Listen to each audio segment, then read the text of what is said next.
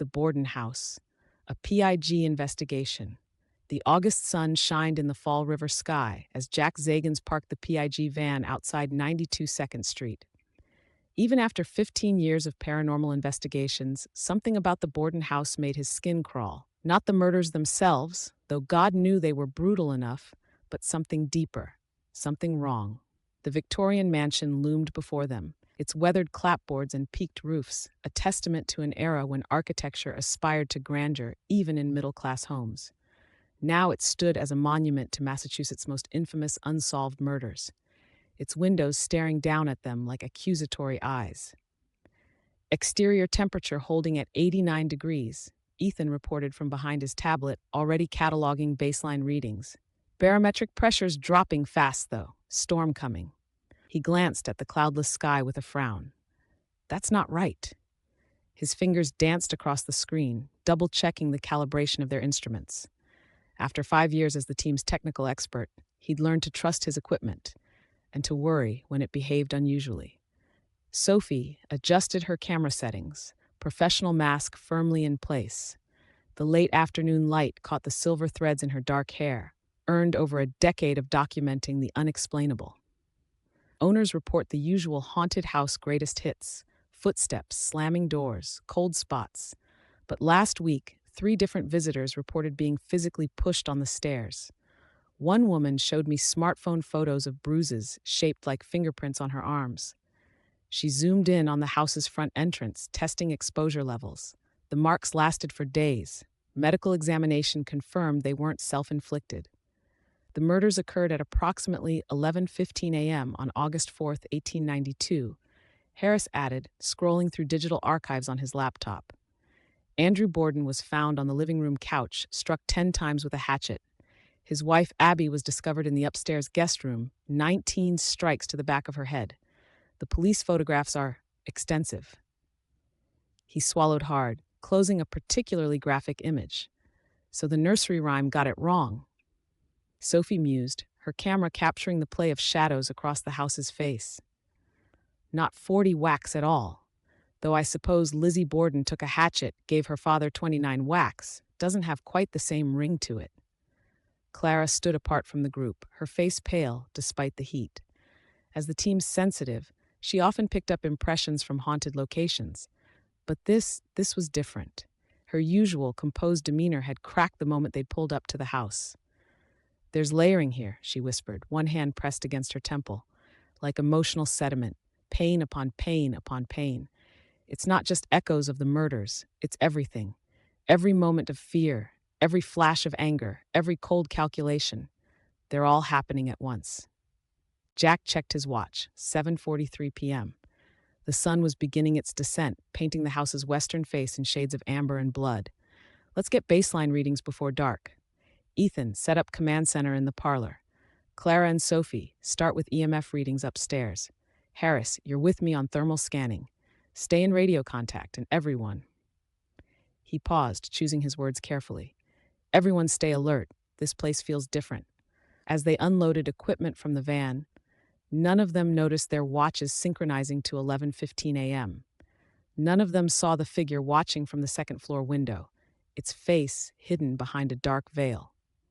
The parlor's transformation into their command center created an unsettling juxtaposition. Modern screens casting blue light across Victorian wallpaper, power cables snaking across hand-carved molding. Ethan's fingers flew over his keyboard, mapping temperature variations across the house's floor plan. The antique furniture had been pushed aside to make room for their equipment. "These readings make no sense," Ethan muttered, his usual confidence wavering. "The basement's showing temperature fluctuations that don't match any normal pattern. It's like the cold spots are moving with purpose." He adjusted his glasses, squinting at the data streams. "And there's something else. The electromagnetic field readings are creating patterns I've never seen before." Upstairs, Sophie's camera light cut through the gloom of the master bedroom. Dust motes danced like desperate spirits, and every floorboard announced their presence with deliberate creaks. The room's furnishings remained period-appropriate. A massive mahogany bed, a washstand with its porcelain basin, a full-length mirror in a tarnished brass frame. Clara held the EMF detector, her usually steady hands trembling slightly. The electromagnetic field, it's wrong, Clara whispered, staring at the device's display. Clara? Sophie lowered her camera, concerned. In 5 years of working together, she'd never seen the sensitive so affected by a location. It's like static, but emotional, Clara continued, her voice tight with strain. Everyone who's ever been afraid in this room is afraid right now, all at once. All their fear, all their pain, all their... She pressed her hands to her temples, wincing. It's not just the past bleeding through, it's everything, every possibility, every version of what happened here. Sophie turned to check her shot in the antique mirror and felt her heart stop. Behind her reflection stood a woman in Victorian dress, face hidden by a dark veil. The figure raised one hand, pointing accusingly. Sophie spun around, pulse thundering in her ears. The room was empty save for Clara, who had sunk to her knees, still clutching her head. Her radio crackled, making her jump. Sophie? Clara? Everything okay up there? Jack's voice carried an edge of concern. Sophie's hand shook as she keyed her radio. Yeah. She looked at the mirror again. Nothing. Just their own reflections, pale and uncertain in the dim light. We're fine. Clara's picking up some intense readings. Document everything, Jack replied, his voice partially obscured by growing static. Harris found something interesting in the basement. The basement air hung thick with age and decay, centuries of dust coating every surface. Jack's flashlight beam caught Harris crouched by a corner wall, examining old marks in the foundation. The beam highlighted decades of cobwebs and water damage, but there was something else, something deliberate in the stone. Look at these, Harris said without looking up, his voice hushed with discovery. Axe marks, but they're not from police evidence. These are older. He ran his fingers along the grooves, tracing patterns that seemed to shift in the uncertain light. A sound like metal on wood echoed through the basement. Both men turned sharply, light scanning the darkness. Another chop, closer. Jack's light caught movement, rats scattering across the floor, their tiny feet creating a horrifying patter that sounded almost like approaching footsteps, almost like someone trying very hard to walk quietly up a wooden stair. Harris's tablet chimed, the sound unnaturally loud in the confined space. That's strange, he muttered, tapping the screen. These basement photos from 1892, these marks aren't in them, but they look older than the murders. It's like they're bleeding through from another time, another possibility. The basement door slammed shut with a finality that echoed through their bones. Jack's radio burst to life with Ethan's voice. Guys, all the equipment just died, every single piece. Even the battery backups are. Static consumed the rest. A roaring white noise that seemed to contain whispers just below the threshold of understanding. When they got the door open 30 seconds later, they found every digital clock in the house displaying 11:15 a.m. Every analog clock had stopped at the same time, their hands frozen as if held in place by unseen fingers. In the parlor command center, Ethan stared at his rebooted screens, sweat beading on his forehead despite the dropping temperature. Emergency power had restored their systems, but the readings they displayed defied every natural law he knew. This isn't right, he muttered, typing frantically. These readings, the house is generating infrasound at exactly 19 hertz, perfect resonance frequency. What does that mean? Jack asked, watching Clara pace nervously nearby. The sensitive hadn't spoken since her experience upstairs, but her lips moved constantly in silent conversation. Infrasound is low-frequency sound waves below human hearing. At 19 hertz, it matches the resonant frequency of the human eyeball, causes anxiety, disorientation, peripheral hallucinations. Ethan stopped as tinny music began playing from somewhere upstairs. A music box's delicate melody, distorted by age and distance. The tune was familiar but wrong somehow, as if the notes had been reassembled in an order that violated the laws of harmony. Sophie's voice crackled over the radio.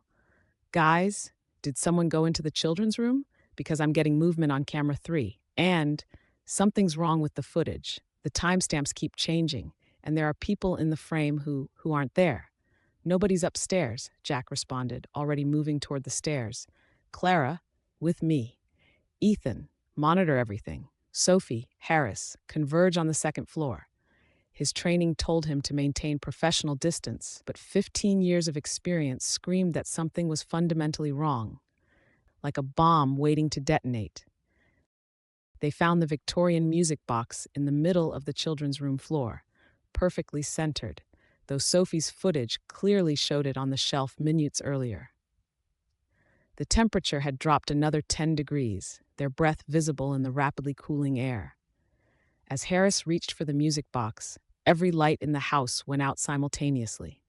In the emergency light's sickly glow, bloody handprints appeared on the walls, and just as quickly faded when Jack's flashlight beam found them. Sophie reviewed her camera footage, her hands shaking as she tried to make sense of what the screen displayed. "This can't be right," she whispered, her professional demeanor cracking. "The timestamps, they're jumping between now and 1892. And look," she turned the display toward them. The footage showed them in rooms they hadn't entered, having conversations they didn't remember. Versions of themselves moved through the house's past and present simultaneously, living out possibilities that never happened or hadn't happened yet. Clara suddenly grabbed Jack's arm, her nails digging in deep enough to draw blood. "Jack, something's wrong. The house, it's not haunted. Not exactly. It's more like it exists in all times at once. Everything that ever happened here, everything that might have happened, it's all happening now. The murders, the trial, the investigations. They're not past events. They're happening. They're always happening."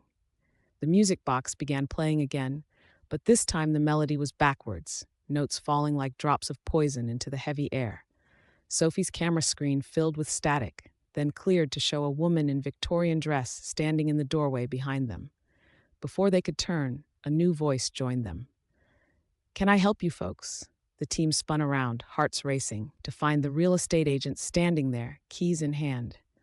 She looked exactly like her photos in the company's files, except Sophie had spoken to her an hour ago, confirming she was out of state at a conference. "The owners asked me to check in," she said, frowning at their expressions. "Is everything all right?" In the silence that followed, they all heard it. The distant sound of an axe striking wood, once, twice, 19 times.